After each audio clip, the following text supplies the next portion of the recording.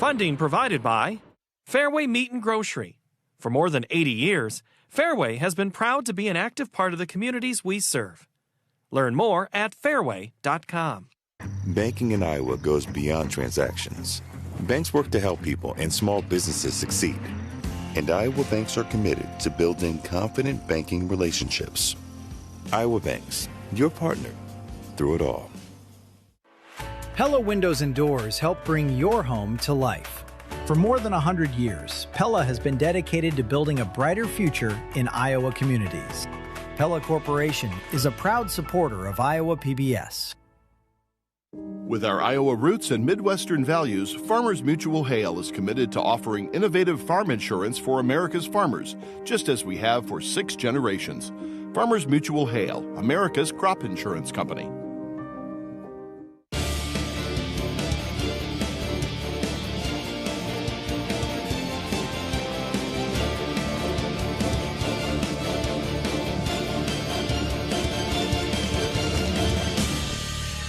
Downtown Des Moines, real nice day here on Championship Friday. One championship in the books, and it was a great one. As the Ballard Bombers defeat ADM in overtime, we move to the largest class. Johnston Dragons against the Cedar Falls Tigers. Tigers, the #1 ranked team. Jess Settles and Eric Braley welcome you inside the arena.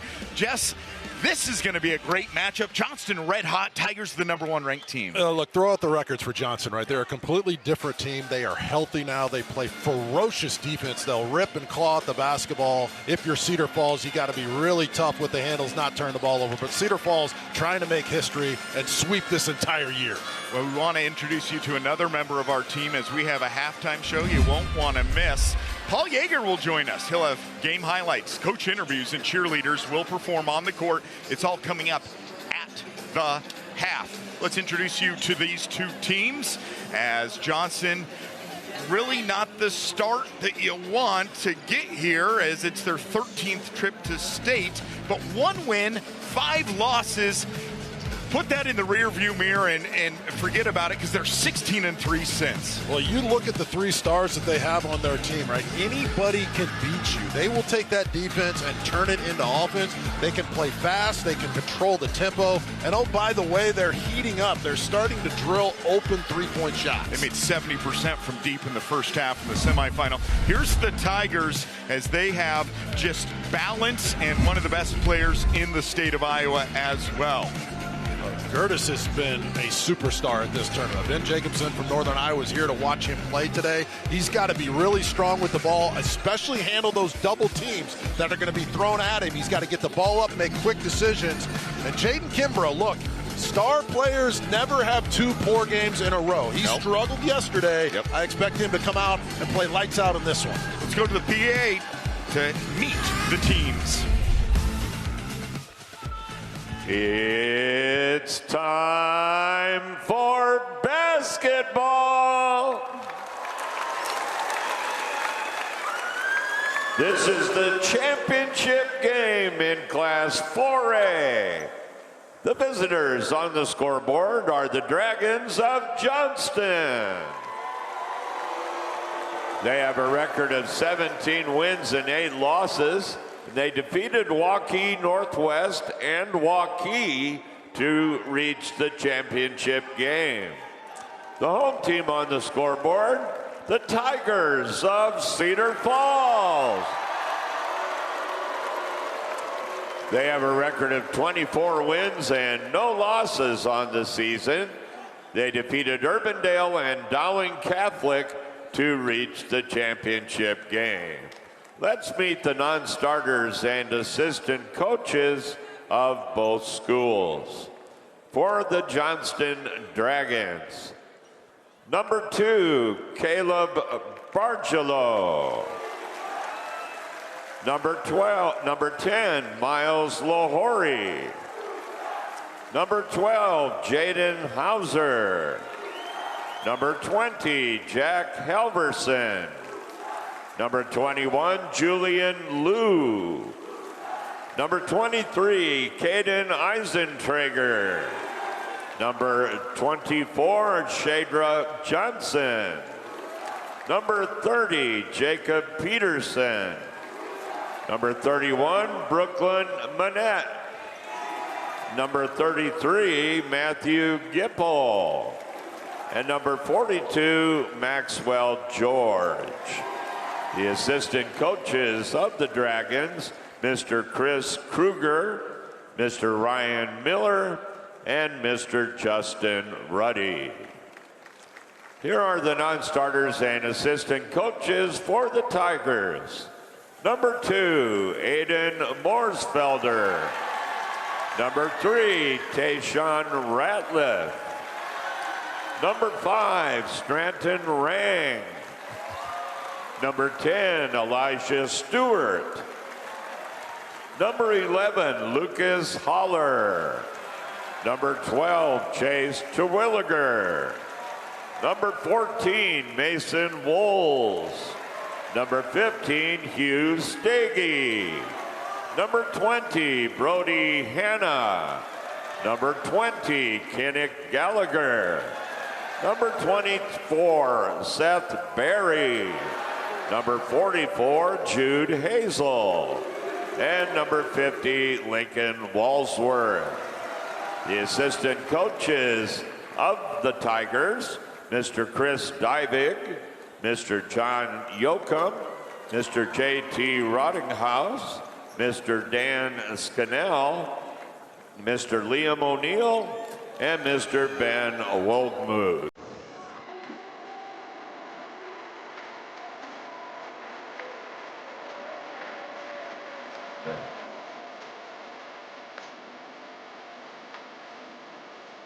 And now, here are your starting lineups.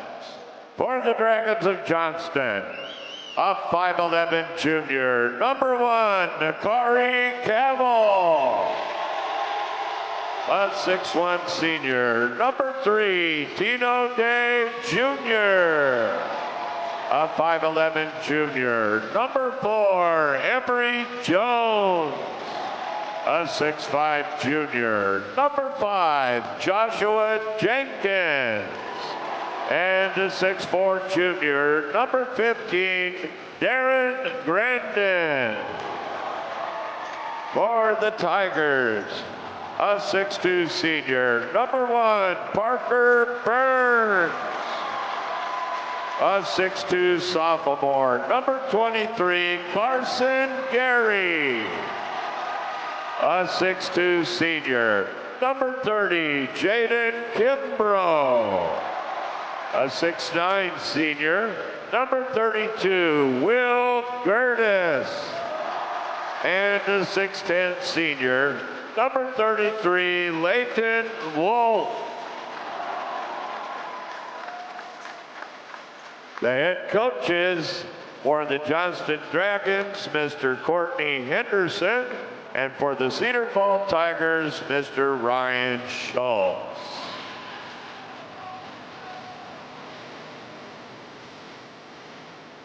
Ladies and gentlemen, may I introduce to you the officials assigned to this championship game by the Iowa High School Athletic Association.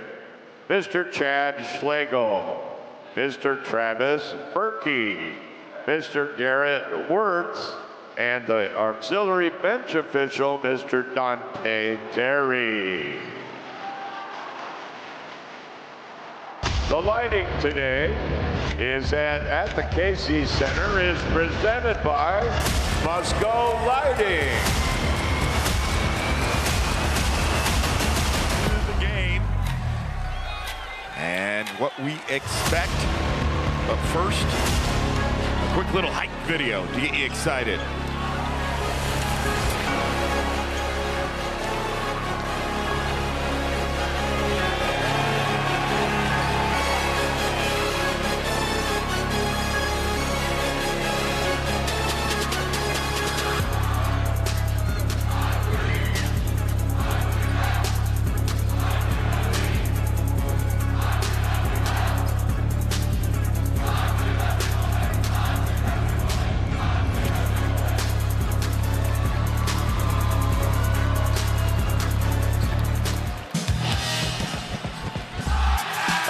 it just settles. What are the keys to the game with everything on the line on this final day of basketball here in the state of Iowa?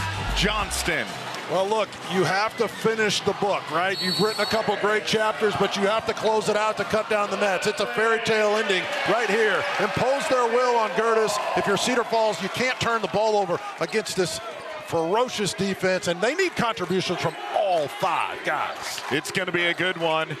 Buckle up, sit back, and enjoy this broadcast here on Iowa PBS Sports.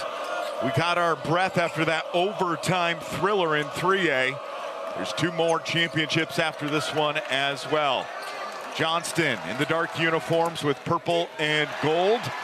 Cedar Falls in the white unis with red and black. It's a good half-court defensive stop by the Tigers right out of the gates. That's exactly what they want to do. Stay in a stance, stay in the gaps. Johnston extremely quick. You have to be in a defensive position, keep your hands down, and try to come up with loose balls.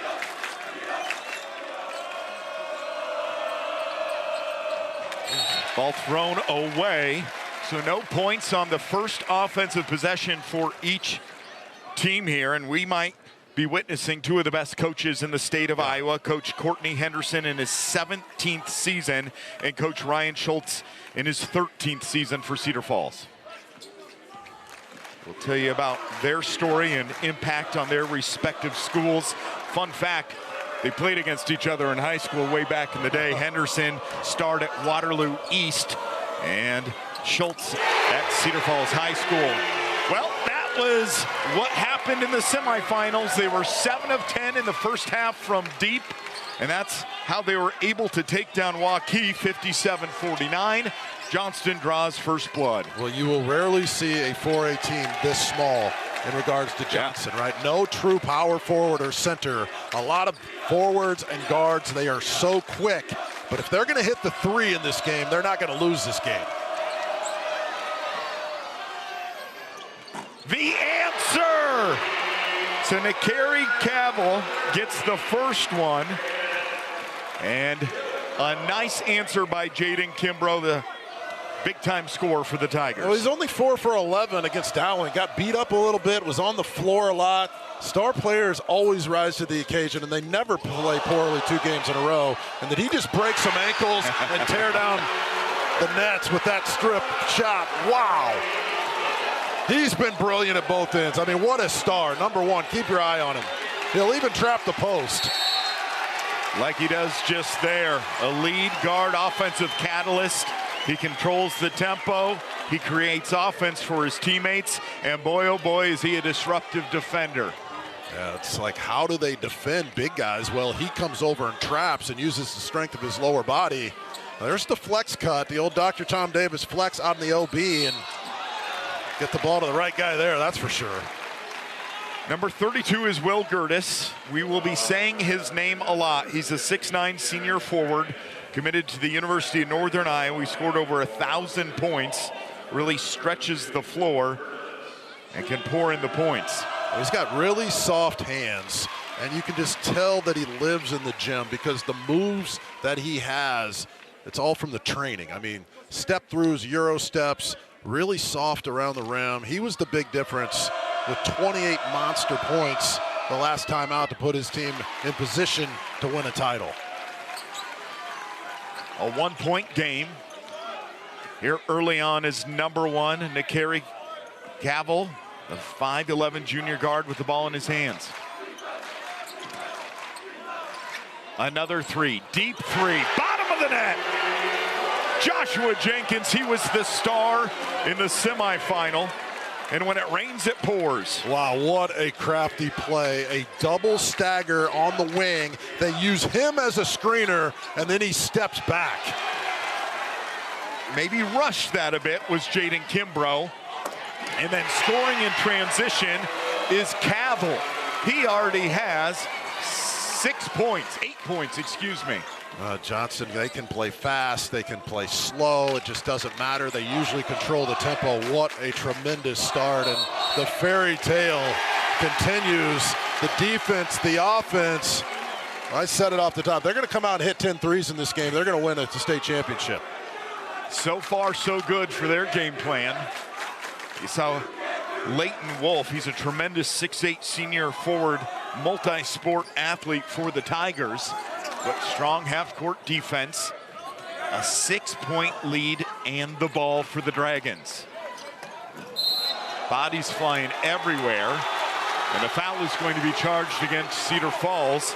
Leighton Wolf. Yeah, look, that's obviously a call on Wolf. I mean, he shoves him onto the ground. An easy decision.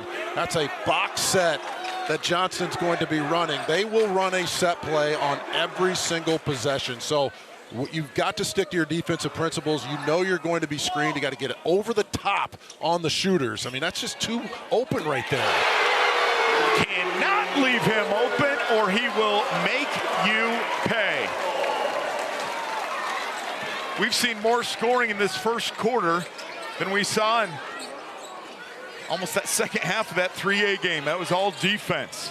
Johnston red hot out of the gates, and we still have 4 minutes to go here in the first quarter. Another great stop defensively. Does Ryan Schultz want to use a timeout soon here? Well, whatever you do here, if you're Cedar Falls, you have to make Johnston put the ball on the floor. You cannot give them an open three, but you see a perfect example of that swarming defense by the Dragons. Right when you think you have a layup, somebody comes in and wrecks your party. What a block. Ball tipped out. It'll be Tiger basketball, 3:28 to go. They only have 5 points. As you see the replay here, Kimbrough with 3. And Gertis with 2. Great job of running him off the three-point line. You can live with them in the paint. Now at this end, keep your eye on big number 32, Gertis. He's got Grandin on him. They have to let him touch the ball on the post. He's got to play with sharp elbows and know that fouls are coming and double teams are coming.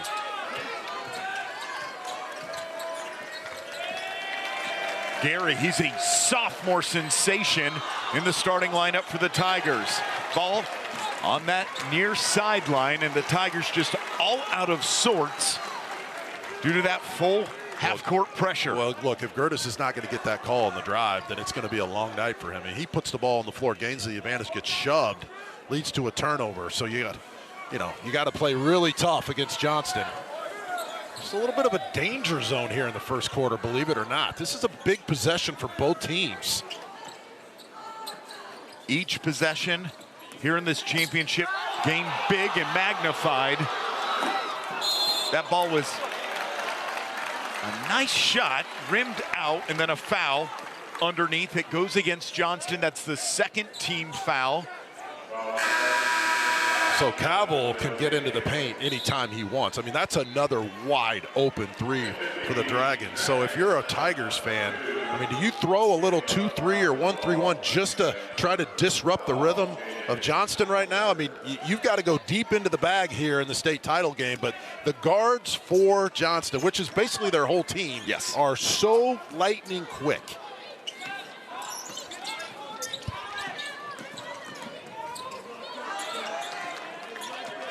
Cedar Falls, one of the best offenses in the state of Iowa, averaging 70.2 points. They only have 5 with 2:20 to go. 4th turnover by the Tigers. And they're going to call a foul, as that is the 3rd team foul. Well, just a high ball screen on the wing, and the officials let him set it initially, but then when he tried to move out of it while they were connected, that's just an easy whistle going the other way.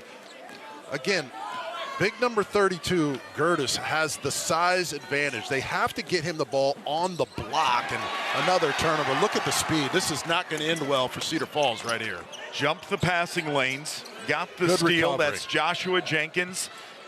They reset and now attack again. Hauser drove. Tino Day Jr. He's going to play football at Iowa Western, but he can play hoops as well. Look out! The Dragons are on a mission, up 16-5. Taking control of this first quarter.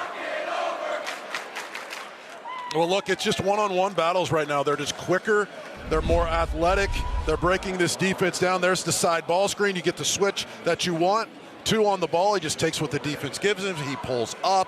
do you, in this timeout, mix up your defenses, because these isolation dribble penetration plays are just working so well for the Dragons. Well, stay connected with Iowa PBS Sports no matter where you're watching from. Join the conversation. Follow us on Facebook and X and use hashtag Iowa PBS Sports to enjoy high school sports with other fans. Jess Settles, Eric Braley, and the outstanding crew of Iowa PBS. We're here all of last week for the Iowa Girls State Championship Tournament. And now a full day of championships here today for the boys. We started with 3A, the Ballard Bombers defeating ADM in OT. And now we move to Class 4A. Cedar Falls defeated Urbandale in the quarterfinals 73-53. They took down Dowling Catholic in the semifinals. And Johnston had to beat a pair of Waukee schools to get here. In the quarterfinals, Waukee Northwest 48-42. And then just yesterday defeated Waukee to punch their ticket for this one. Field goal percentage you see there, 75% to just 33% for Cedar Falls. And that shot won't drop through. The official points the way of Johnston.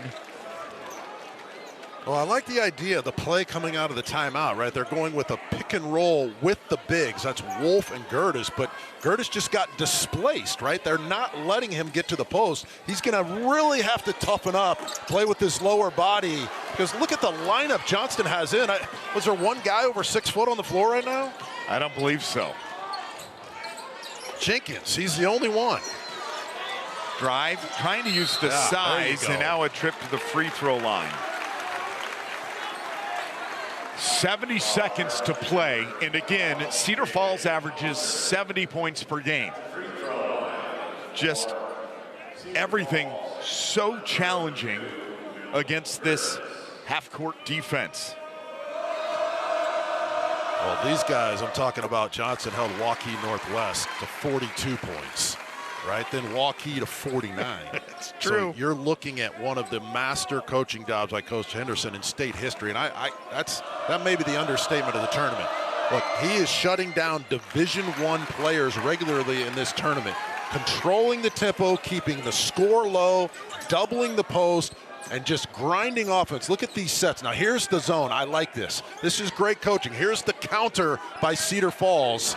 Let's see what they have to attack a zone, because the Cedar Falls D could not guard him in man. I just love this idea regardless of what happens. You got to mix something up, don't you? It's a tough shot. Didn't matter. Rising to the occasion is Cavill. Red hot from downtown, and 19-7 advantage. Tigers need points badly. 14 first quarter points for Nakari Cavill. He is a superstar. He averages 15.8 and he already has 14. There it is. What a pass out of the double. Wide open three, just doesn't knock it down. Great pass out. Johnston can extend their lead, 7 seconds to go. Deep three.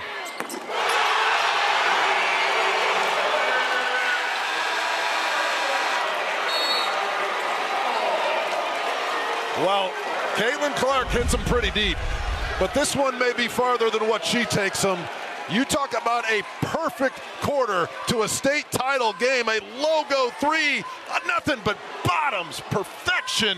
Johnston, the Dragons can't play any better. 6 of 8 from deep. That's the end of the first quarter. Now here's a word from Iowa bankers.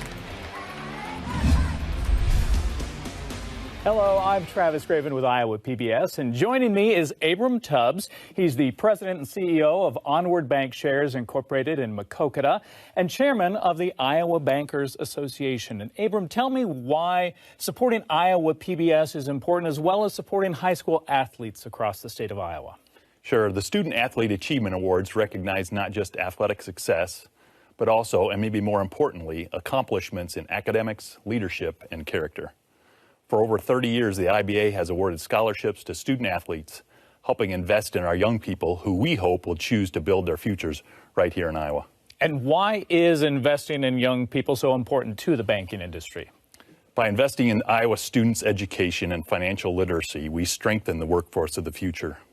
This commitment to long-term growth is why we proudly support students saving for higher education. Thank you, Abram, for your support of Iowa PBS and for the Iowa Bankers Association's support of the Student Athlete Achievement Award. It's now time to present the Iowa Bankers Association Student Athlete Achievement Award.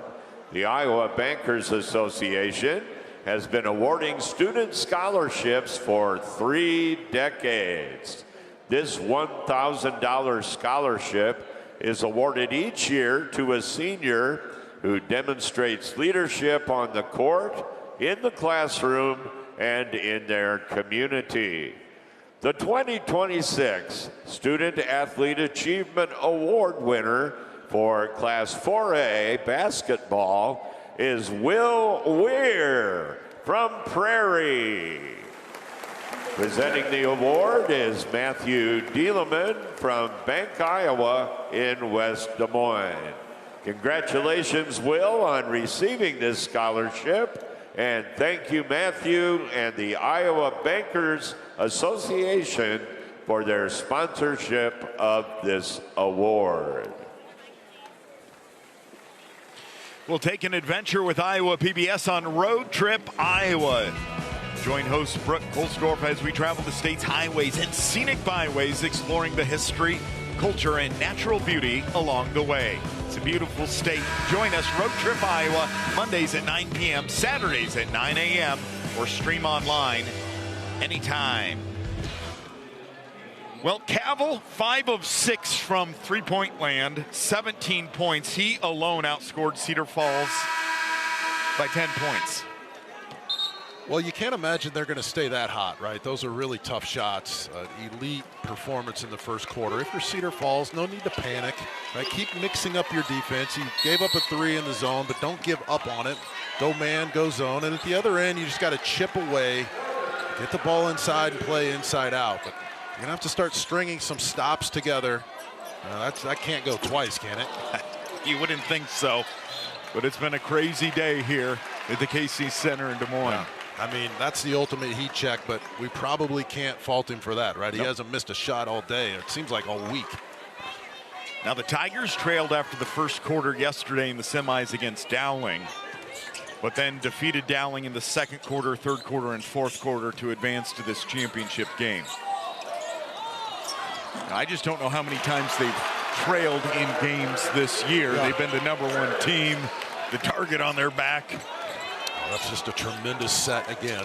They know exactly what they're doing. They're going to get the ball inside, and he's long enough, Gertis, to get over the top. Now he's getting really shoved out on those initial catches, so he's got to be really tough with the ball when he initially gets it. Parker Burns whistled for the foul, the 6'2" senior guard who averages 8 points, 3.5 rebounds. And coming out of the game to catch a breath. I think he deserves that. Gary Cavill, and a timeout on the court. Interesting time to call a timeout. Well, IHSAA partnered with the Special Olympics of Iowa to showcase Iowa schools' unified sports teams. Take a look at this. Students teamed up with other athletes with intellectual disabilities to hit the hardwood at halftime.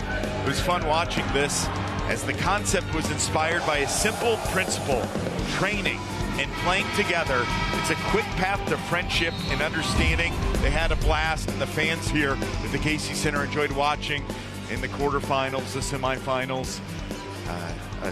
Again, every year, just trying to think of different ways to make this a better experience for everyone.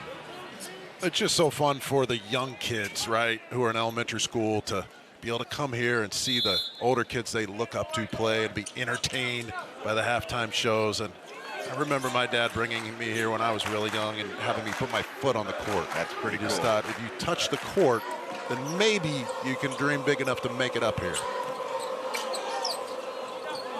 Uh-oh. open look for the Tigers. Fortunate that that rims out. Yeah, look, now that's 2 in a row they've missed. That was a pretty clean look, but we knew they couldn't stay that hot for that long. Again, Wolf and Gertis, they're going to work each other at this high post, get it inside. Now, Gertis is getting fouled down there. I mean, he's getting pushed around. There we go. He's got to get that call. Yep. Gertis attracting like a magnet. Yeah. The Dragons, it's going to be a physical game, no doubt about it. And after a quick breather, Cabell checks back in. Just the first foul here of this second quarter. Dowling Catholic had a huge front line, and Gertis just did a good job of getting them in foul trouble, but this is a completely different defense. Look at 3 guys are on him. So tough. You know the game plan. Against Dowling, he was going up against some talented big centers, post players. Now he's going up against some scrappy, tenacious guards. Dangerous pass, and it's stolen away, plucked right out of the air by Leighton Wolf. His brother Logan and Landon both played at State. Logan played in a couple title games. Burns unable to connect, and the Tigers again just cannot buy a bucket. Well, Parker gets those kind of looks. Those will start falling. I mean, he's got a great shot. Gary, they're just going to have to continue to kick it out. But you're right, Dowling, they had Charlie Crane, and this is a different type of defense. These guys are so quick. So quick to get the offensive rebound on that play right there for Emory Jones, the junior guard, so versatile. Outstanding perimeter shooter in his own right. He has no points, but he's made a lot of impactful plays. Here's a 3. I said he's a good perimeter shooter, didn't I? Look, great shot, but poor defense by Cedar Falls. The #1 goal has to be you can't let them get a look. You can't go under screens right there. Everybody's got to fight over the top. It's a lot easier said than done. Under 5 minutes to go before halftime. Largest lead of the game for the Johnston Dragons out of the CIML. It's been a magical season after starting 1-5. Johnston got healthy. They've won 10 in a row, and they are playing some outstanding basketball. Gabargelo is so tough as well. I mean, I don't know what they have him listed. That's number 2 for Johnston. 6'2", senior forward. 6'2". I mean, that is generous to say the least, but does he set some physical screens? Here's another look as some subs check into the game. Here's Cabell coming inside, and that's just great defense. You're not going to get that whistle. 4 Tigers surround him. Now, we saw this a little bit in the third quarter yesterday for the Dragons, right? Get away from their offense a little bit, attack quickly. That's not what they're built to do. They need to move it side to side and let their plays develop.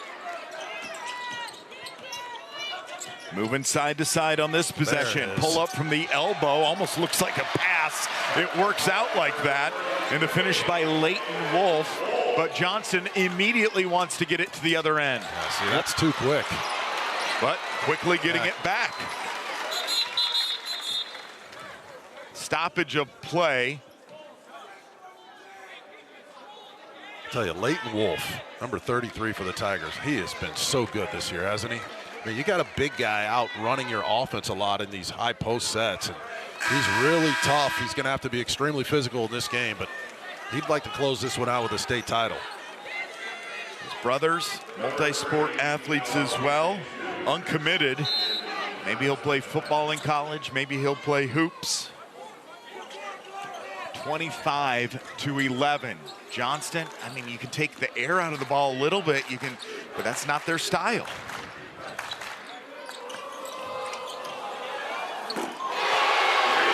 This is a college level offense.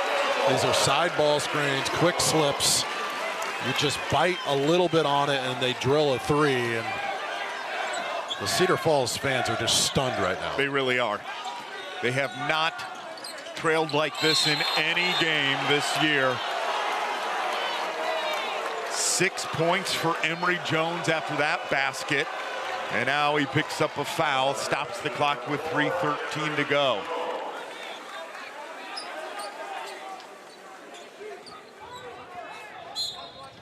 It is hard to beat a team when they are making every shot from downtown. Yeah. But only 11 points have been scored by the Tigers. Strong. And that's what you got to do. If you're down, you got to look to your playmakers. Jaden Kimbrough, he averages 19.2 points. He's uncommitted.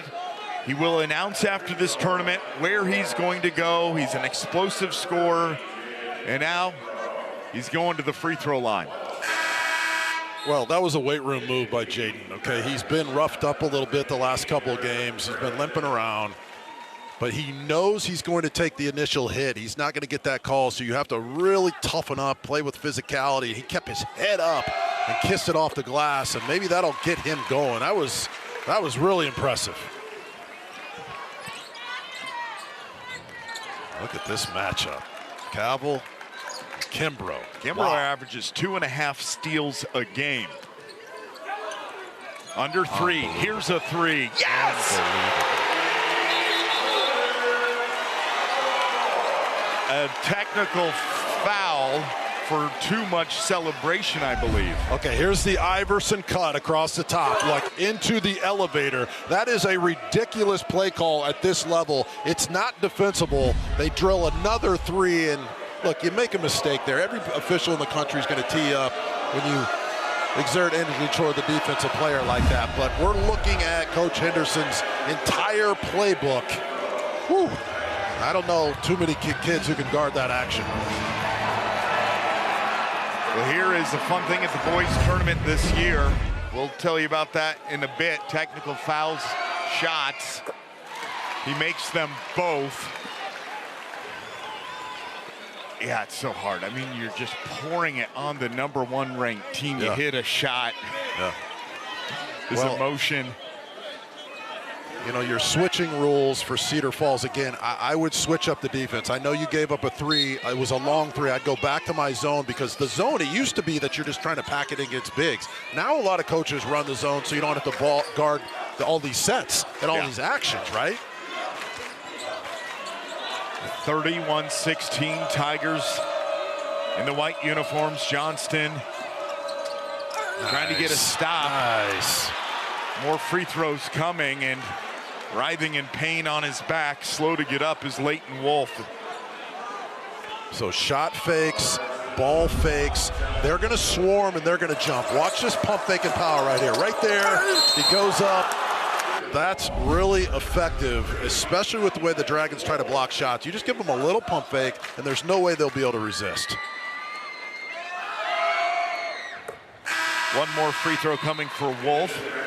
He averages close to double digits, 9.7 rebounds. These coaches, Courtney Henderson, also coached at Des Moines Hoover and Waterloo West High School. Tremendous player, a Waterloo native from Waterloo East High School. Early season injuries led to a 1-5 start. 16-3 since Christmas break. Only lost 1 game when starters are completely healthy and available. I mean, I don't even know what to say. Well, so Wolf and Gertis in the game together cannot guard this offense. They're too big, and you're asking them to chase guards around and fight off screens. So you're going to have to go with the smaller lineup, or you're going to have to go to a zone defense, and even that might not matter. I mean, these sets are just absolutely lethal. And you are getting picked, and the shots are falling for the Dragons. And obviously with Day back, they are a completely different team. We said off the top, you throw the record out. They were injured. This is not the same team. If you're Cedar Falls, you got 153. You're trying to chip away at it. But when you have the 2 bigs in the game, you just know these guys are too quick for them. Will Gertis, 4th all-time leading scorer in school history. That says a lot. He's because tough. The Tigers have been to state 16 state tournaments, state champions. What a program. What a program. Just a blue blood in the state of Iowa. I mean, just so many stars, elite coaching staff, great fans. Right now in a world of hurt in the state title game against a really explosive Johnston team that seems like they can beat everybody off the bounce. What a block. Timed it perfectly, and with 90 seconds to go before halftime, Kimbrough going to work. He gets blocked.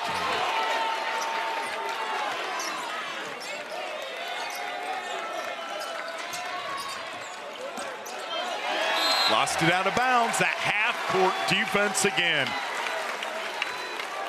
Johnston, so good at just packing it in. So keep your eyes off the ball here for Johnston. Let's see where the screens are coming from, and if they can get shooters open in the wing. They're going to start in a high horn set, probably a high post entry. Now they're going to go screen.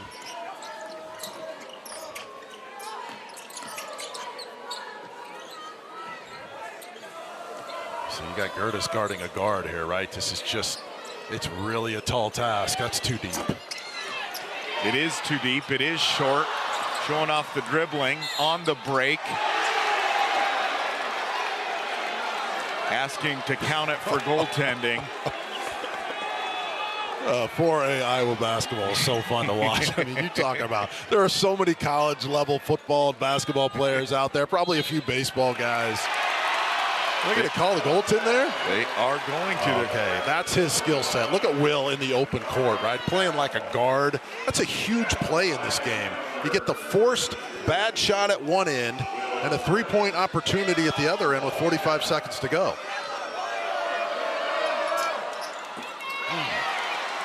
Almost an offensive rebound, trying to save it. Johnston will have it. They can hold as this clock is ticking down. 6 seconds between shot clock, game clock. It's not really in their DNA, though. It was like, you think they're going to hold? That's a mistake. That's 2 bad possessions by Johnston. I mean, we knew they were going to fire, but look, you got the lead here. Now you're going to give Cedar Falls an opportunity to steal momentum going into half. Tigers will be down, but again, momentum is a big thing in sports. 5 seconds. Gary, 3 on the way. Won't go. And your halftime score, Johnston with a monster of a first half behind hot shooting, 34 points, outstanding stifling defense, 21 points. As Johnston 10 of 17 from deep. Folks, he's been perched above the action all game. Let's go back to Paul Yeager to tip off our special halftime show here in Class 4A. Paul, take it over. Thank you very much, Eric and Jess. Yeah, I'm trying to keep up with all these threes. I'm looking up some of the statistics for three-point field goals for Johnston. They are 10 of 17, or 59%. It's been Cavill, it's been Jones, it's been an impressive barrage here of 3. But that's what Johnston's done in their game against Northwest and in their game against Waukee to get here to this final game. Courtney Henderson is the head coach of Johnston, and we will talk with him in hopefully just a moment. And he is with us now. Coach, hot shooting, you've started well. You want to probably not take a break and keep going. Am I guessing that right? Yeah, we shot the ball very well in the first half, but at the same time, we got to defend and rebound. All right. Yeah, let's talk about Cedar Falls there. You're defending them also very well. It's not just the hot shooting. How are you doing that? Yeah, we just know we got to be physical and keep the bigs away from the rim and run them off the three-point line. We did a pretty decent job, but it's 2 halves. You're also running some pretty good offensive plays. It was impressing Jess there on a couple of those calls. Is that just been normal flow, or you dial up a little something extra here for this championship game? It's normal flow, but we're just making shots, so it makes it look good. Appreciate it, Coach. Thank you. Thank you. That's head coach Courtney Henderson of the Johnston Dragons, who lead here at the break. We're going to go back down to the floor now for the special presentation and performance by some of the best cheerleaders in the state of Iowa.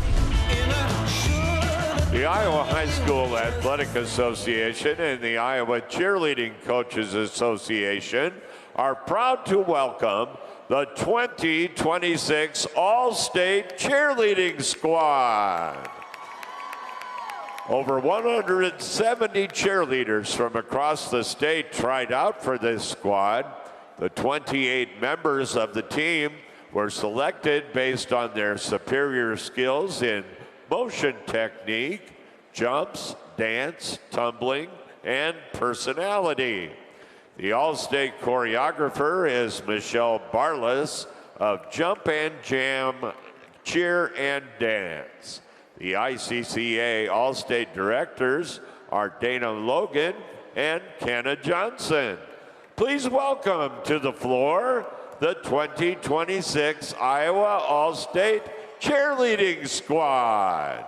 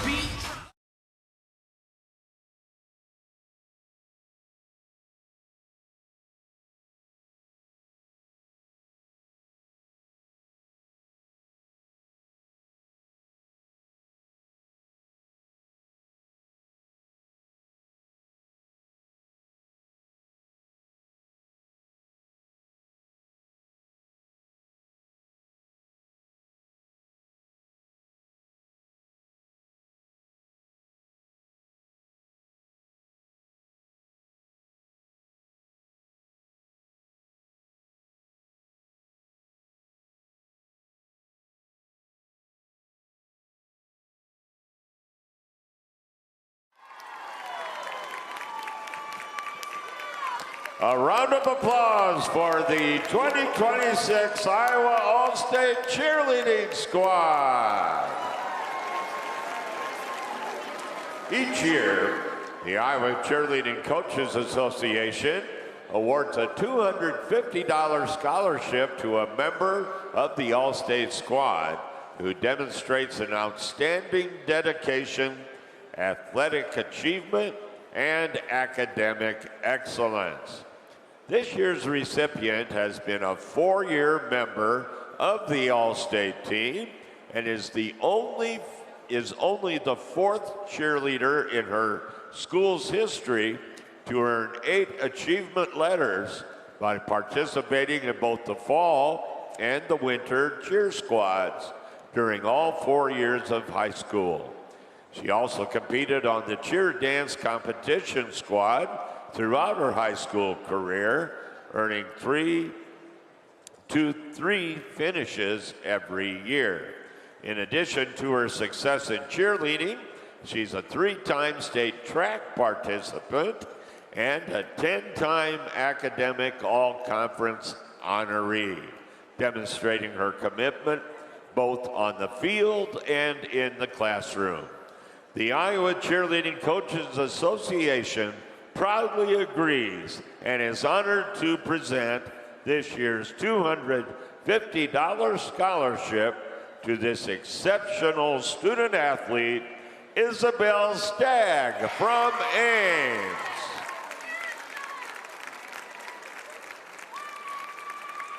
Congratulations, Isabel.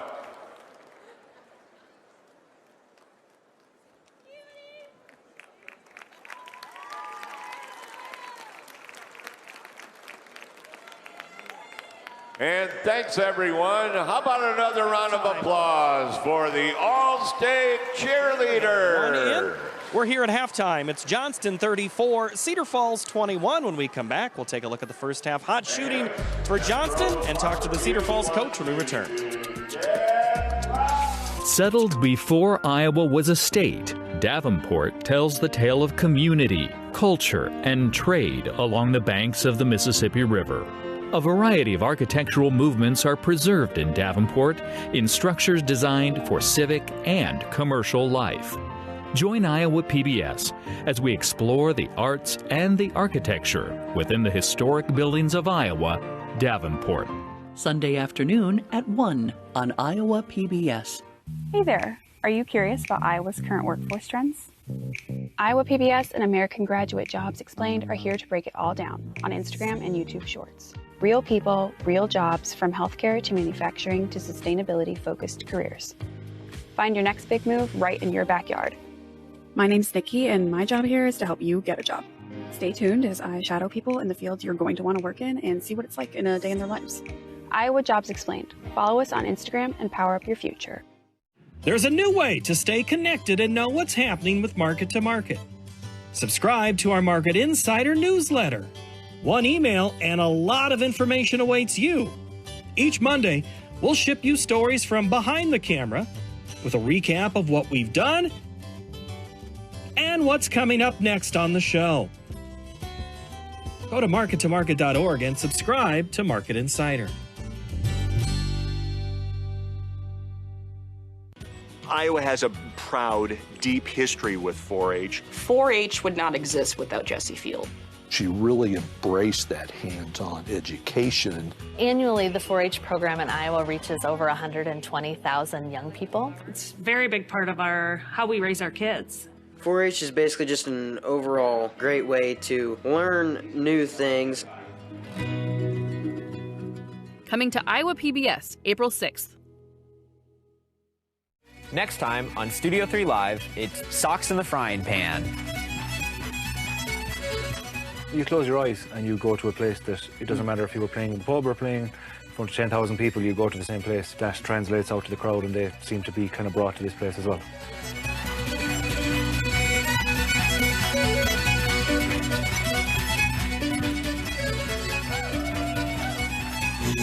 Tuesday evening at 8 on Iowa PBS. Iowa PBS celebrates festival with special programs, concerts, and thank you gifts. Be sure to check out these exciting options, such as the new Iowa PBS t-shirt created locally by Boz Prince, the new PBS News mug, or the iHeart PBS tote bag. Call 800-779-7000, visit iowapbs.org, or scan the QR code and support Iowa PBS today.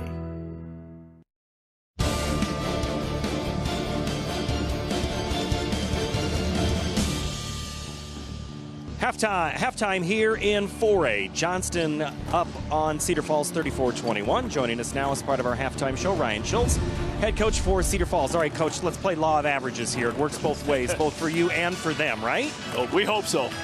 All right, let's talk about the hot shooting. Obviously, Johnston did that in the first half of their other two games. So how do you flip the script on them here in Game 3 for them? Well, yeah, I mean, obviously you got to hope that they kind of revert to the mean a little bit, but they have shot it well. We knew that. So we need to make sure that we're getting out and pressuring the guys that are shooting it well for sure. And then the biggest message right now is we're still in this thing at this point. It's 13. It's early in the second half. We got to string stops together. We got to be one possession at a time, and then we got to continue to try to go inside a little bit, but swing and hit it a little bit on the backside as well.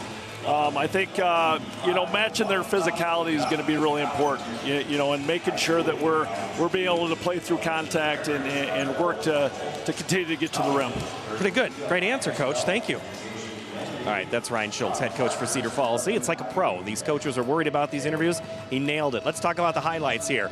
It was all Johnston shooting. We'll get to that in a moment, but let's show you Cedar Falls here. They are trying to get it going from the outside. Right now they're 1 of 7 from 3. That's the one. And first that was Kimbrough. Now it's Leighton Wolf. He'll put it back up. That's a couple of his points. And then it's the outside shooting. We mentioned it going into the half. 10 of 17, 59%. It's Emery Jones. He has 12. He's an Emery Jones Jr. The JR stands for just right. Pretty big night for him. 4 of 5 from 3. Cavill has 17 points, 5 of 8 for 3. So who knows what's going to happen? That's what Jess and Eric are here to finish us up. Thank you, Paul. Appreciate that. A fun halftime show again as we are sitting courtside. The teams are out of the locker rooms. We have some outstanding coaches. It is a chess match. The story of the game is hot shooting for Johnston. Physicality is important, and you could tell Cedar Falls really kind of flustered with how they were being defended in the post there. No question about it. I mean, the Dragons are all over him, right? They're rooting him off the post, right? They're getting away with that. And then when they do get it inside, they are swarming. That's why only 1 3-pointer falling for Cedar Falls. They're going to have to hit 5 or 6 in this game. On the other side, how about Johnston? 20 out of their last 37. From beyond the arc, right? They're putting Wolf in ball screen action. He's not able to deal with the quickness of those guards. They're going to have to cool off or they're going to run away with this thing. 27-point difference between these two teams from behind the arc. 1 made three-pointer for Cedar Falls, 10 made three-pointers for Johnston. Here's the side-by-side comparison. You can see the numbers. The numbers do not lie, but like Coach Schultz said, this is not insurmountable by any stretch of the imagination. Tigers really want to get the ball into the paint. They want to play their game. Any other stats jump out at you? Cavill has 17, Jones 12 for Johnston, 10 points for Gertis, 8 for Kimbrough. Well, the 7 turnovers really hurt you, especially against this team, and especially when you're only hitting 1-3 in the half. So, look, they're going to have to play a lot better. Plenty of time. Don't play hero ball. Run your offense, get your sets in order, mix up your defenses. This is going to be a fascinating third quarter. They're pretty fortunate, I'm talking Cedar Falls, to be in this game. Johnston outscored Cedar Falls 22-7 in the first quarter. Cedar Falls outscored Johnston 14-12 in the second. I like the mentality right there. Go inside to your all-stater, your D1 player. That double comes from underneath. How ironic. I mean, Kyle Green is responsible for teaching a lot of these coaches about that underneath double. And now it's being used against his hometown team. The father of A.J. Green, the alum who led Cedar Falls to their last state title, now current assistant coach at Iowa State, who's coaching in the Big 12 tournament. Well, he told me once, he said, one of the reasons Iowa State does so well in the non-conference is because of that double team. Big guys are just not used to it. It's really hard to make decisions out of the post when you have 2 guys on you. There's turnover number 8, and it's superb defense again by the Dragons. Defense, defense, defense. In the 3A championship game that we had at 1 o'clock, we said defense wins championships. Also making a lot of three-pointers certainly helps as well.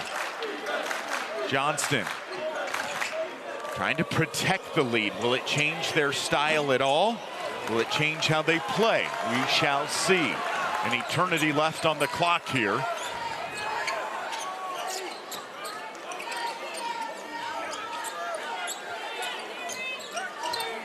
Look, Burns is 24% from 3 on the year, but he's got to let him fly.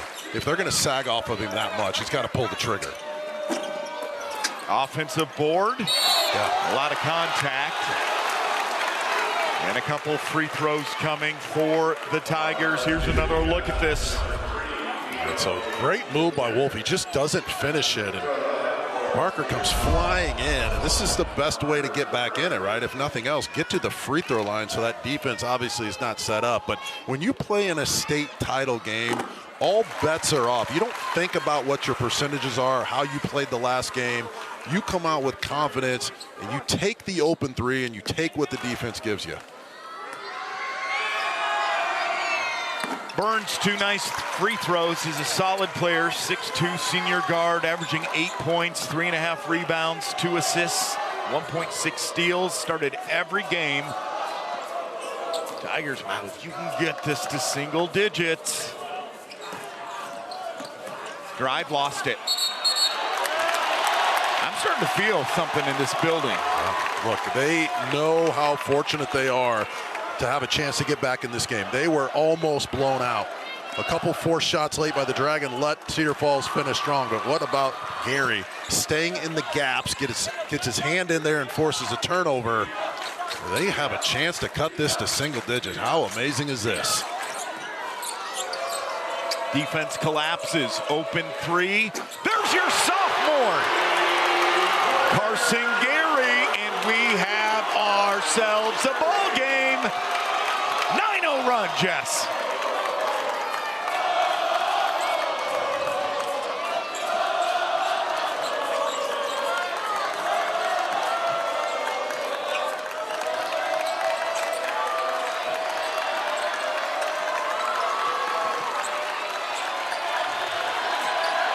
Under 10 on the shot clock.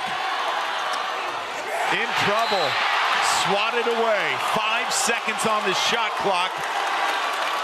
Here's a look at that last basket. It really starts at the defensive end, and that gives you confidence at the offensive end. Wolf, 2 great decisions in 2 possessions, and somebody's got to step up and make it rain. The confidence coming back into the Tigers. The only 2 on the clock here, another turnover. Wow. What did Ryan Schultz tell us there at halftime? Hey, this game's not close to being over. Tremendous start here for Cedar Falls. So much time on the clock. I said Cedar Falls won that second quarter, and now they're winning clearly this third quarter as well. A timeout on the court, a quick 30-second timeout called. Well, for over 50 years, Market to Market has been the news and commodity market information source for anyone who lives and works in rural America.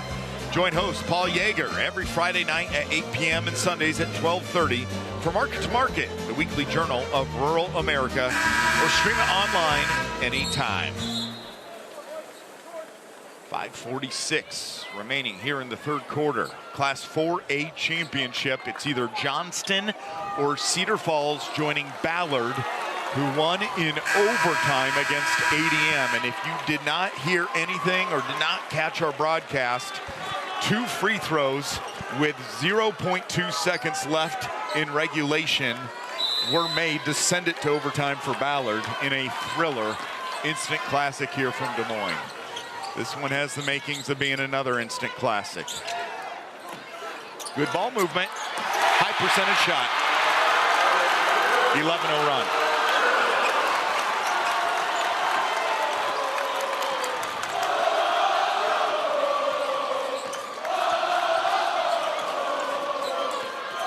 How does Johnston respond?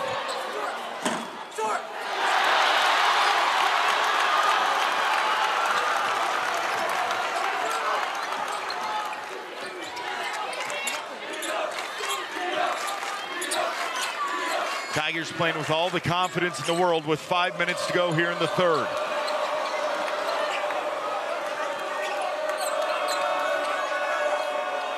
Back to their game. And it's stolen away.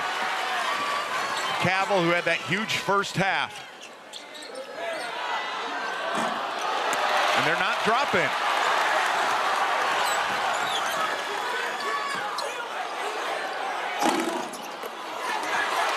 Soaring in for the offensive rebound. A travel is called. He kind of rolled with it.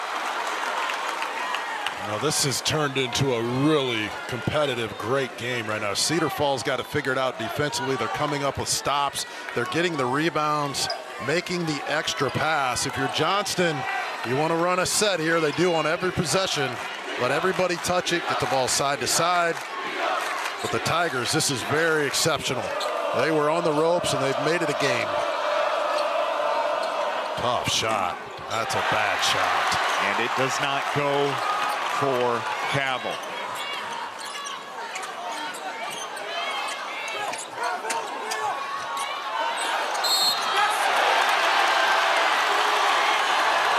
Couple free throws as the main man for Cedar Falls, Will Gertis. I just like his mentality in this entire tournament, right? He has the ability to sense when his team needs him the most, right? It's just so much more than the skill set, the shot. He shoots a high percentage from three, but there have been times where he can just sense that I've got to make the play. And if you're the Dragons right here, Coach Henderson at halftime, he said, hey, all the plays look easy when the shots are falling, right? Now, they've had a tendency to rush things once in a while. They did in the third quarter yesterday. Yep. And they've taken a few bad shots here. They just don't need to do that because especially when they get to their second or third actions, they typically have the advantage. Cedar Falls, this is what a legendary program does though, right? These guys believe that it's not over until it's over, and it's a 4-point game. What a comeback. Johnston has not scored in 6 minutes of game time. Feels like an eternity. Been stuck on 34. Little teardrop, no, but an offensive putback weak side.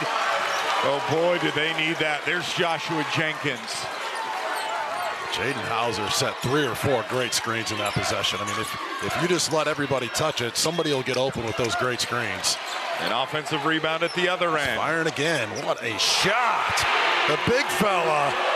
Look, he missed the last one. It didn't matter. One possession ball game here from downtown Des Moines in the Casey Center.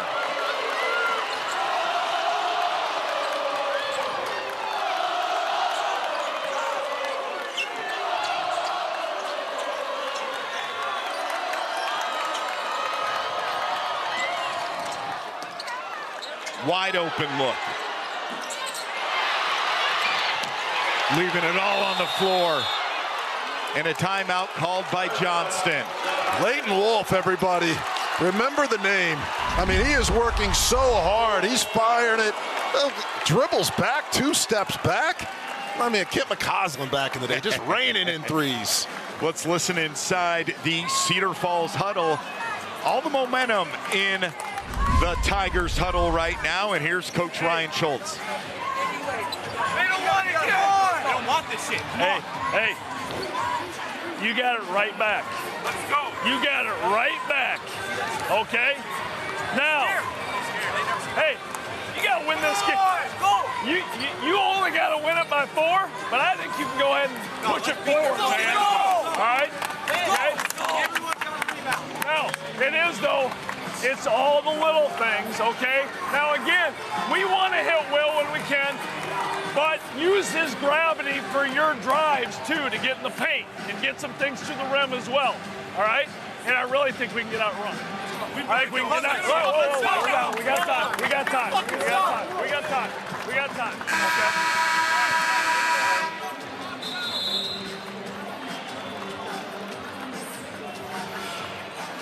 We appreciate the coaches letting us put the microphones on them so we can listen inside the huddle and get you a behind-the-scenes look of what's going on in this Class 4A championship.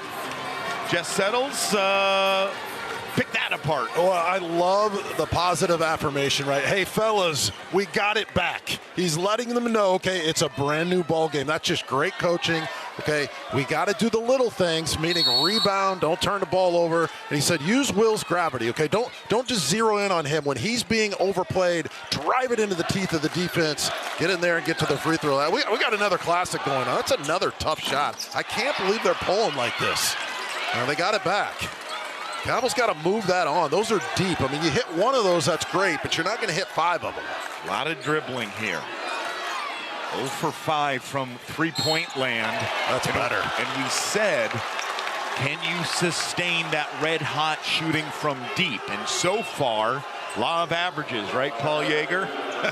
Now 0 for 5 are the Dragons. Oh, now, Paul, can you get the grain prices up? So we can... I think he controls that. Doesn't make some calls, would you, Paul? To the line. Here is Nakari Cavill. What a state tournament he's had. What a incredible season he has had. Well, I just liked his mindset there. He gets the switch that he wants on Gertis, and there's no use letting him off the hook with some long three. You put it on the floor, you take advantage of your quickness, and that was a good call at the rim by the officials. Nice Only made the first.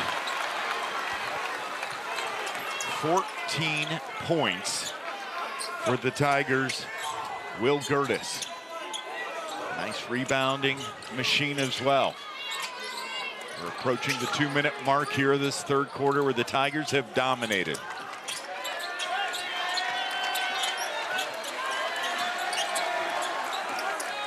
Driving kick. Last touched. It will stay with Cedar Falls. 6 seconds though to execute something here. Into the lineup will be Emory Jones, the 5'11" junior guard. He's very versatile.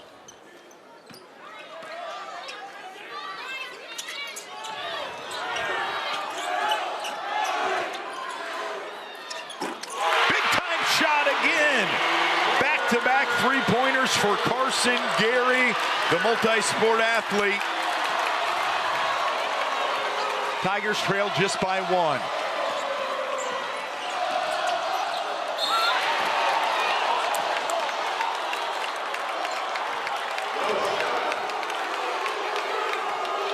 Well, just an incredible chess match for the state title. The Johnston Dragons have to be one of the smallest teams to ever compete for a state title. I mean, they're basically running a bunch of guards on the court. Obviously, Cedar Falls with a couple of giants. So it's that game within the game, trying to get the switches right if you're the Dragons and attack, and if you're Cedar Falls playing off the gravity of Will.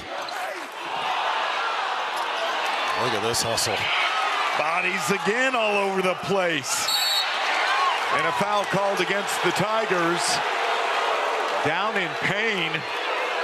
I got to see another look at this as Jenkins is holding his head. Well, Josh attacks, right? He uses his quickness. It's a 50-50 ball. He's got his arms in there. They go back up. Dusts himself off, and he's going to be okay. No shoulder pads or helmets in this sport. You've had a couple injuries playing hoops, haven't you? Look, it's just, you know, you can feel it coming through your TV screen at home, can't you? Just, this is a state title game. Look how hard both of these teams are playing. I was at the Missouri Valley Conference tournament in St. Louis. He had a tooth busted out. He got blood on the court. Yeah. This means so much now. A state championship, trying to deliver it to their respective schools. Johnston won it in '94 and '95. Cedar Falls has won it. They've been to the tournament 16 times. And we're almost to the fourth quarter. A 1-point lead in the basketball for the Dragons of Johnston.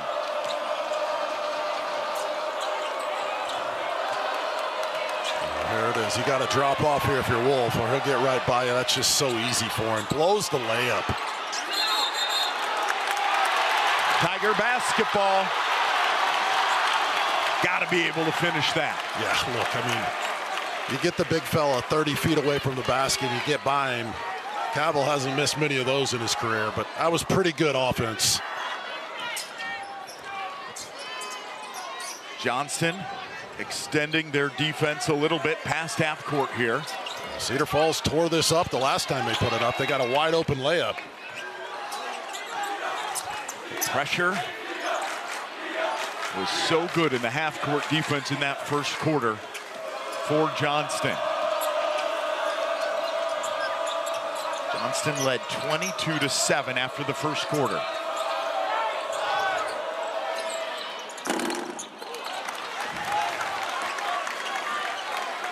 Johnston's going to hold for the final shot.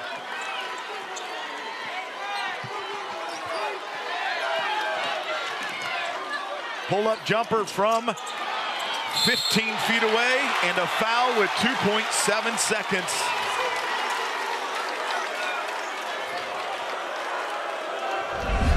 Well, keep your eye on number 2, DeBargelo.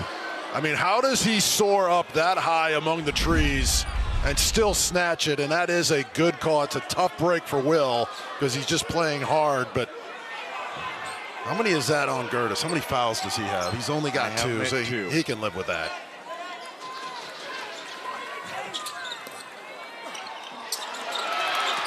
Another shot under the hoop that does not go for the Dragons. They still have the lead, Jess, but by the slimmest of margins. I'll give a ton of credit to Cedar Falls for coming out and winning that third quarter, and now it's anybody's game into the fourth.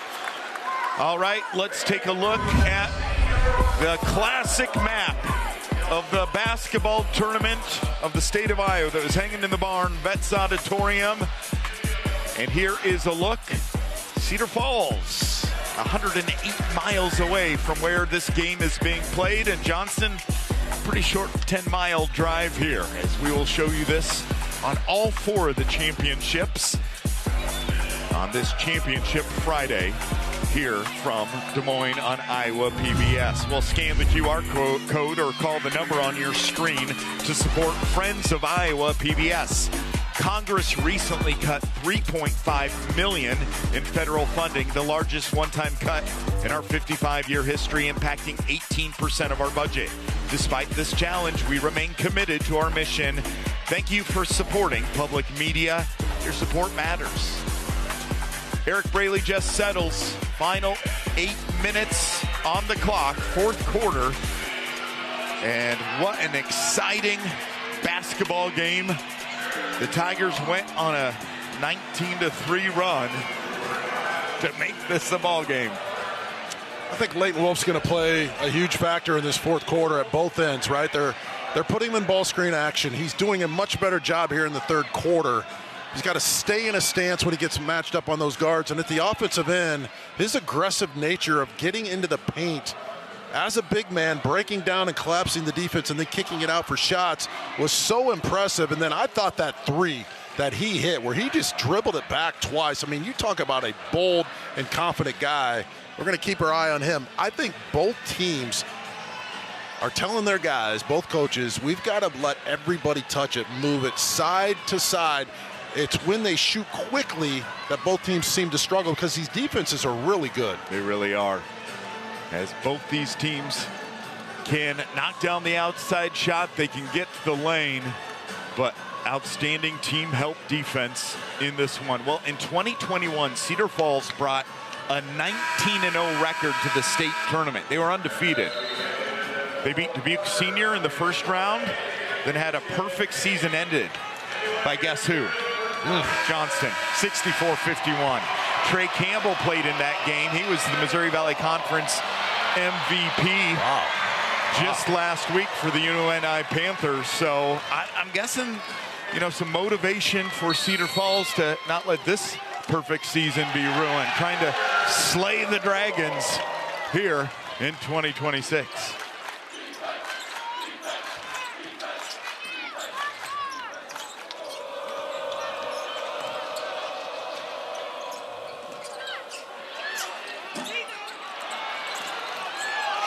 For as hot of shooting as Johnston was in the first half, they are polar opposite here in the second.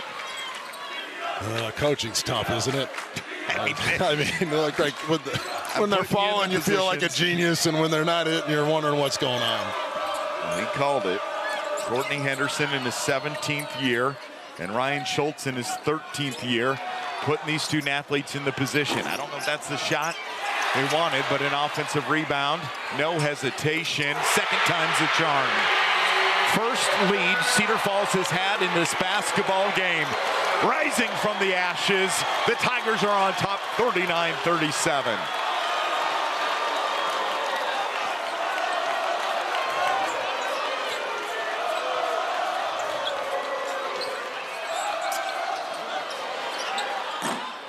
How does Johnston respond?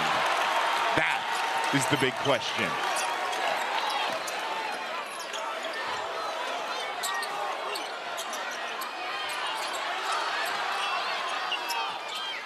You don't need 3. Another offensive rebound and more free throws. So Jaden Kimbrough, you talk about confident, right? So he forces one from Steph Curry range. They come up with the offensive rebound, and they kick it back out to him for the 3, and then he just hits the side of the backboard, and yet they get the offensive rebound again. So sometimes a little better to be lucky than good. But the Tigers are just crashing in there, and this is not the Johnston team that we're used to seeing, right? They need to control tempo. They're in a shootout right now, and that's not typically how they play. Even as quick as they are, it's their sets that get them easy buckets. Ryan Schultz, I mean, you talk about the highs and lows of coaching. He was stressing the first half. Now he knows his guys are right where they need to be, and it's anybody's game. He instilled the belief in his players. Calm, cool, collected.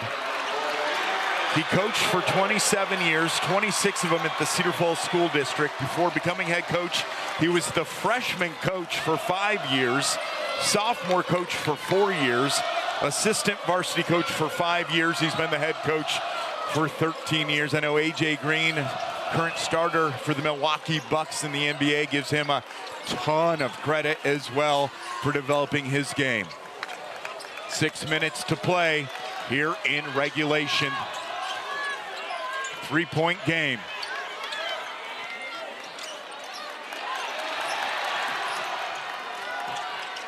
Two seconds on the shot clock and a violation. Defense wins championships.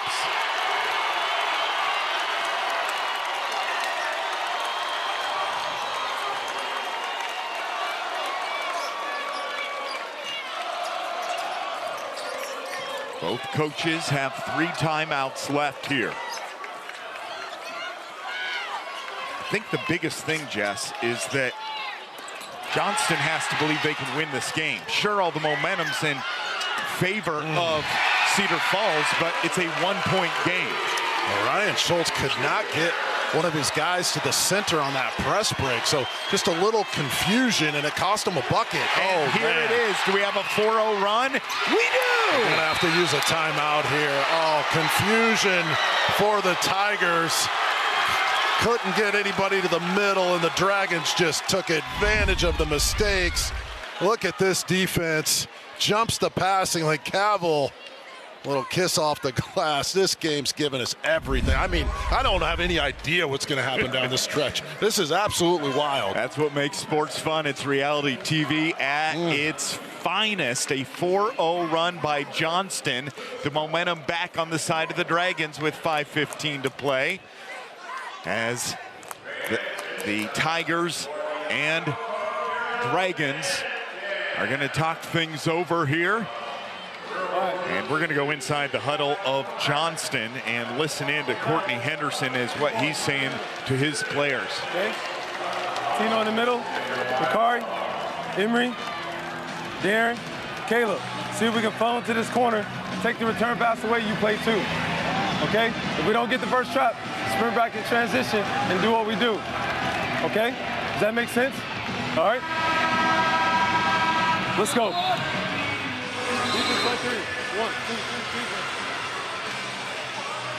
Well, I believe he was talking about funneling it to the corner offensively, and then if they don't get the shot, they're going to sprint back and transition defense right there. But he must be going to try to load up a side and get a shot from the corner. Now, the problem for Cedar Falls has been this pressure defense. So if you're Johnston, you want to crank this up because the Tigers have panicked a little bit on the last 2 opportunities.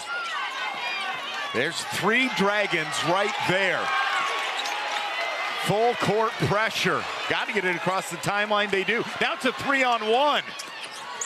You give up some things when you full court press, and they gave up a layup. I love it from both teams.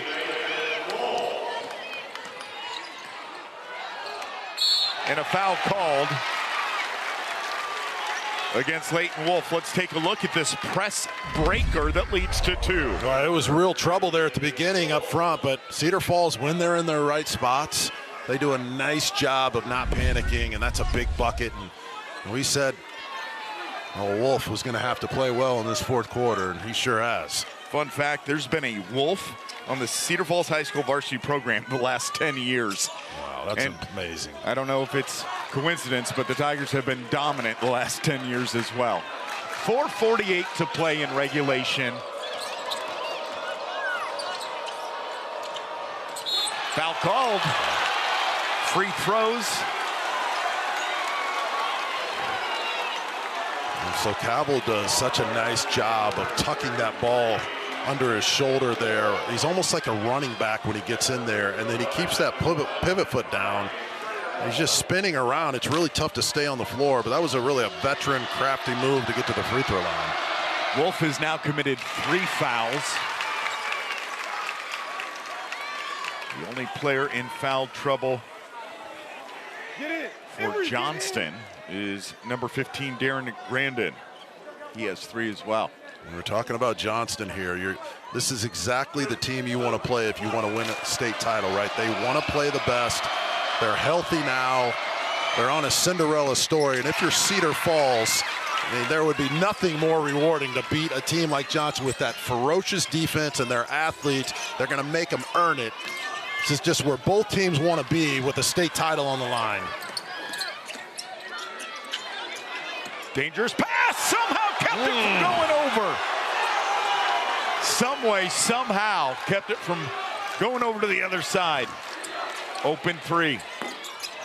Long rebound. Tigers get another crack at it. Inside, there's a mismatch here, but a foul first. And that is 4 fouls on Tino Day Jr. Again, he's going to play football at Iowa Western College, a wide receiver. Johnston. Get physical. Knockdown, drag out ending to this 4A final. I like the play, right? You're going to go with Gertis at the high post and then use him as a passer, and yet if that ball stays up too long, Cabell's going to come over. It's an obvious foul. But again, that pressure defense from Johnston can make you crazy. I mean, it just makes you rush, do things you're not used to doing.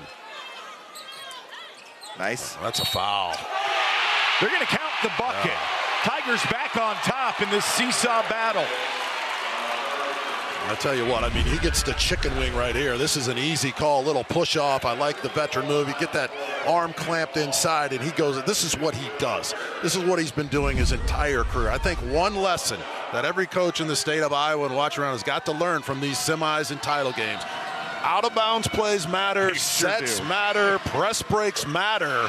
Look, I mean, you can have all the pizza you want at Pizza Ranch for the team get together, but if you're not working on this stuff, you're going to get your tail end beat. These have been elite performances from the benches of both of these teams, and those out of bounds plays right there could win them a state title. There's a reason these schools are at the state tournament. Man, it's incredible. Stagger screens, pick and rolls, pin downs, elevator actions, Iversons. All these coaches clinic. Going deep into the clinic, into the bag, and 3:55 to go. Just another great game. Here's Cabell. He's going to try to get the switch on Gertis and attack him. This is why they're screening, to draw this switch right here. Let's keep our eye on it. They got the switch. Good defense. 22 points. Would have been a huge bucket to tie it up. He didn't get a good screen there. I mean, that's a give difference. Cedar Falls credit for getting a foot over the top of that screen.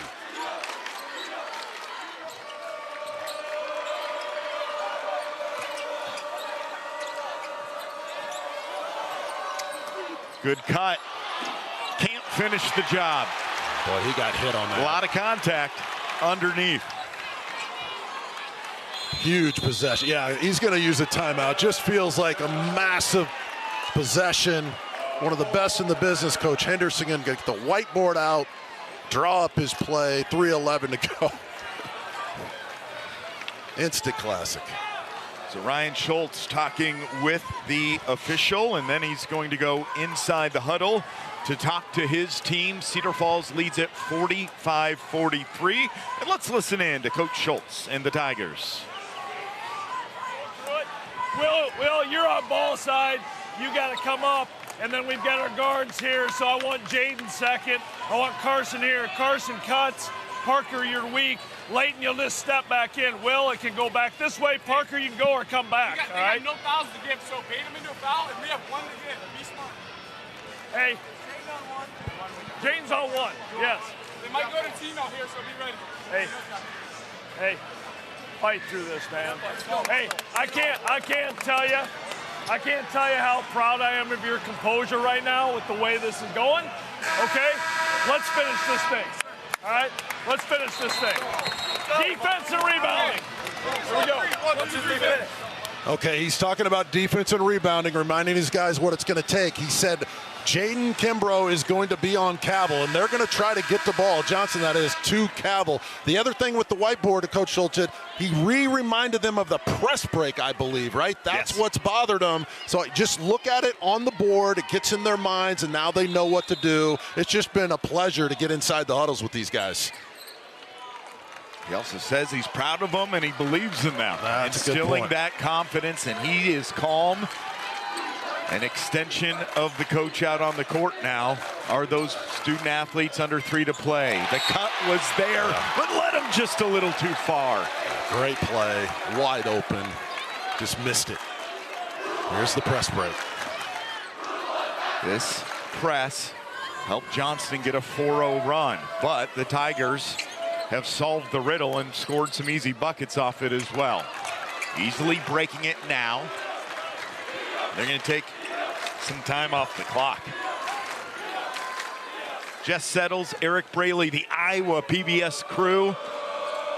This is championship number 2.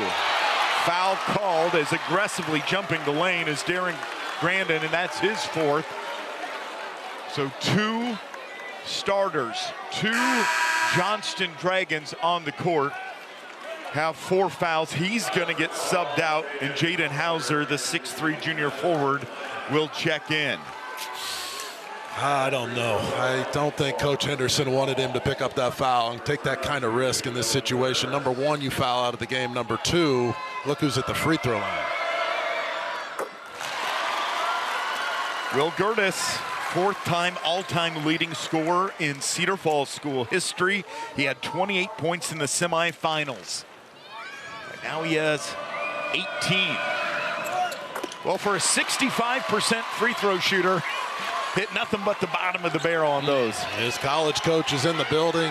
He wants nothing more to shake the hand of the governor and cut down the nets, and this is what everybody growing up in Iowa dreams of, these moments. That's pretty wide open right there. Just flopped on it, right? The official's not going to bail you out, but wow, big opportunity here for Cedar Falls to extend this lead. 10 of 17 from 3 in the first half. 0 for 7 from 3 in the second half are the Johnston Dragons. 3-pointer. Good!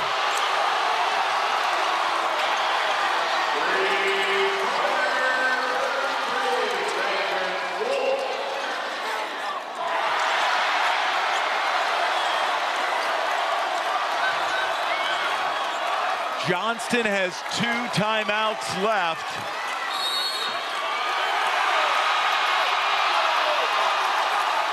A minute 28 to play. A huge shot from the senior forward, number 33, Leighton Wolf. I'll tell you what, this kid's just built differently. I mean, that is deep. That is tough. Oh, by the way, a state title on the line. He's got to knock that one in. And we talked about the importance of his impact in this second half. They really attacked him at the offensive end when he was playing defense in the first half. He has adjusted.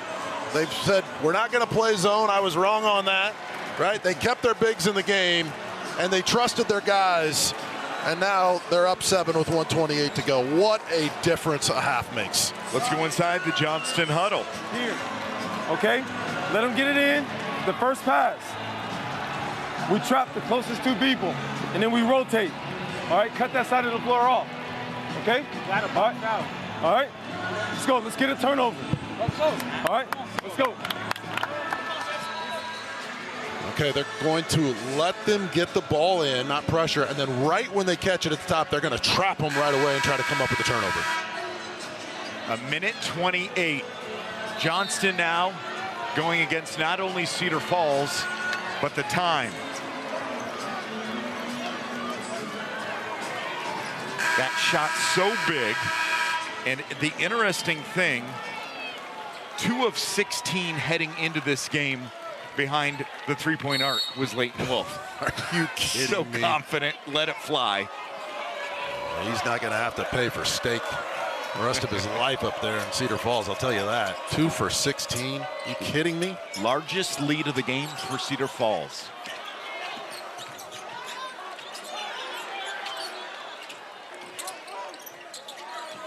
Throws it away. But there was only 5 seconds on the shot clock, and Johnston now has 1:06 to try and erase the 7-point deficit. Well, you have to stick to your switching principles right here if you're Cedar Falls, and you're going to do everything you can to guard without fouling. Ooh, dangerous. Now almost falling over. Under a minute to go. Gary, again, hard to put into words, an underclassman, just a sophomore. What a bright future he has. A rising star in Class 4A.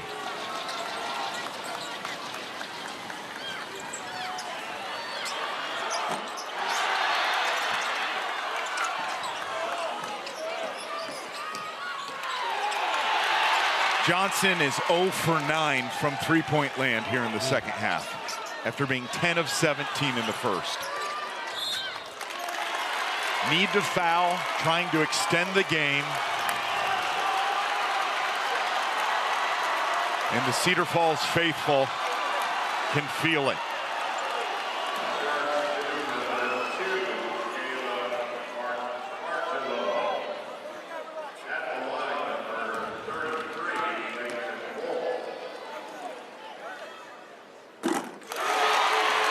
Continuing to get the separation, Coach Ryan Schultz.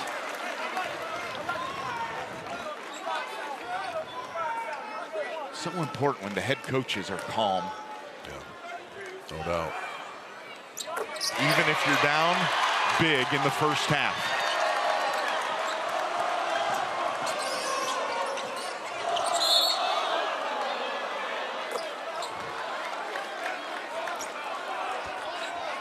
Well, Johnston started the year 1 win, 5 losses. They were 5-5 at home, 6-3 on the road, 8-8 in the conference, 16-8 overall. And they are playing in the state championship game on the final day of basketball here in the state of Iowa.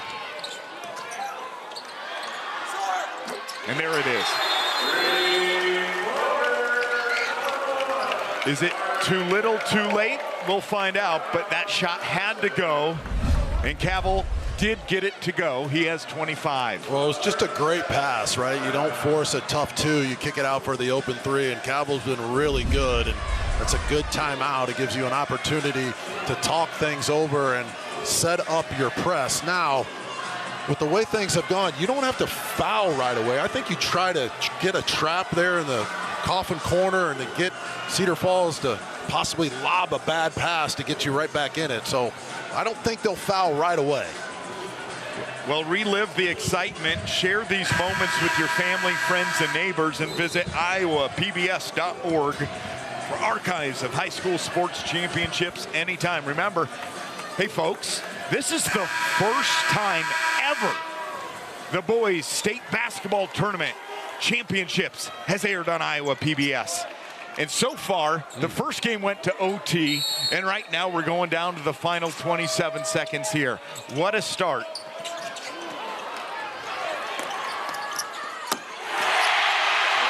That's a press breaker.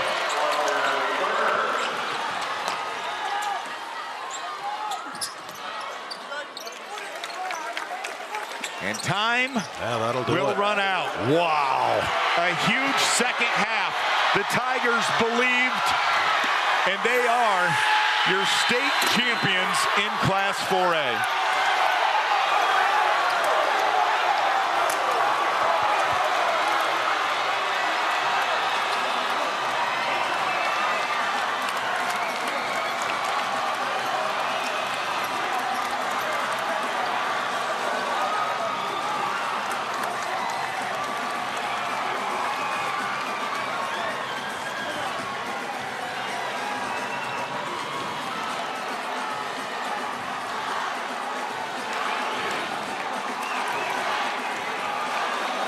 Avenging a loss in 2021, Cedar Falls was 19-0. A perfect season ended by Johnston. Not this time.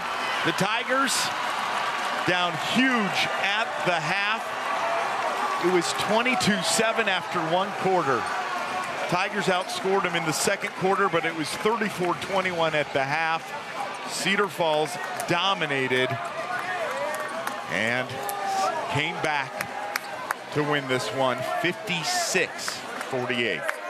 It's just a glorious state championship. It felt like they were a couple plays away in the first half of being blown out of this gym. I mean, Coach Schultz, for him to keep his composure, I mean, he was stressed out over there. You know, every button he pushed wasn't working. And yet, he came over here at halftime, said, I told our guys, hey, it's not over. And then that third quarter is one for the ages. Leighton Wolf was just, he rose to the occasion when he had to. They handled the pressure. They finally saw some threes go down, and they deserved it. What a program, what a legacy, and what a memorable title. Let's go to the PA announcer for some awards. Today's certificates are the Honorable Kim Reynolds, Governor of the great state of Iowa, and Brent Johnson, President of the Iowa Farm Bureau. Our first recipient, Noah Martins of Dowling Catholic.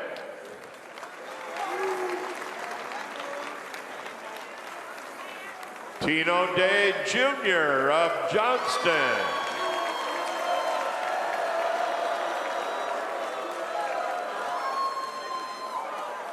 Jaden Kimbrough of Cedar Falls.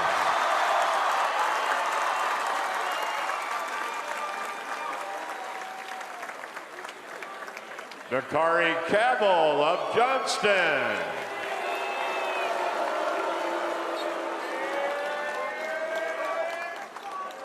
And the captain of the all-tournament team from Cedar Falls, Will Gertis.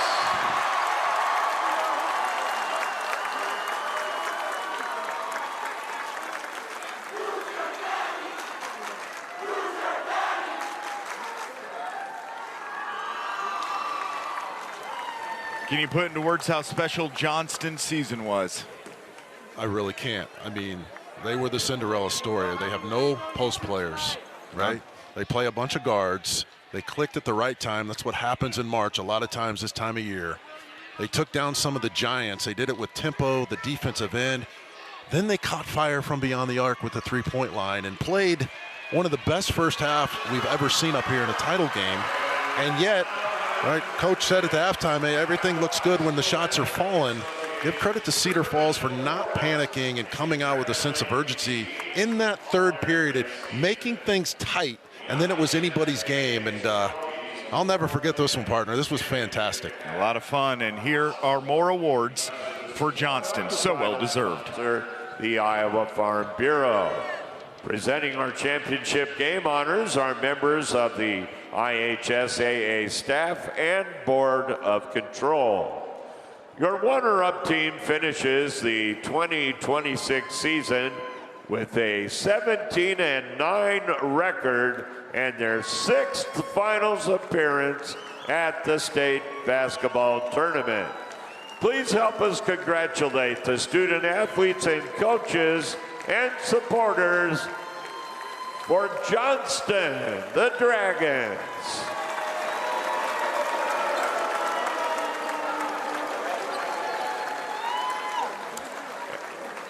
And your 2026 champions in Class 4A finished with a record of 25 wins and no losses, and they've won their 3rd state basketball title. Please help us congratulate Coach Ryan Schultz and the Tigers of Cedar Falls. An undefeated season capped off with a come-from-behind championship victory, Jess. They were really tested in this one. It did not matter in the end. The cream rose to the top. They all stepped up under pressure. They'll never forget this night for the rest of their lives. A magical, magical season for Cedar Falls. That's it for Class 4A from Des Moines. We will return shortly for another championship here on Championship Friday from the KC Center on your statewide network right here on Iowa PBS.